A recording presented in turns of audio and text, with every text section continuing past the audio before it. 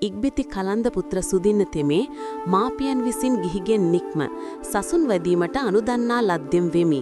ඊ සතුටු ඌය ඔදවඩිසිත් ඇත්තේ අතින් සිරුර පිරිමදමින් නැගී සිටියේය. ඉක්බිති කලන්ද පුත්‍ර සුදින්න තෙමේ කීප දවසක් මුළුල්ලෙහි කය බලගන්වා බුදුරදුන් වෙත එළඹියේය. එළඹ බුදුරදුන් වෙඳ පසෙක හුන්නේය. පසෙක හුන්නා වූ කලන්ද පුත්‍ර සුදින්න තෙමේ භාග්‍යවතුන් වහන්සේට මෙය සැලකෙලෙය. වහන්ස මම ගිහිගෙන් නික්ම සසුන් වෙදීමට මාපියන් විසින් අනුදන්නා ලද්දෙම් වෙමි. භාග්‍යවතුන් වහන්ස මා පැවිදි කරන සේක්වා. කලන්ද පුත්‍ර වූ සුදින්න තෙමේ භාග්‍යවතුන් වහන්සේ සමීපයෙහි පැවිද්ද ලැබීය. උපසම්පදාව ලැබීය. උපසම්පන් වූ නොබෝ කල් ඇති ආයුෂ්මත් සුදින්න තෙමේ මෙබඳු දුත ගුණයන් සමාදන්වා වෙසෙයි. අරණෙහි වසන්නෙක් වෙයි. පිණ්ඩපාතිකයෙක් වෙයි. පසුල් සිවුරු දරන්නෙක් වෙයි. ගෙපිලි වෙලින් පිඬු සිඟන්නෙක් වෙයි.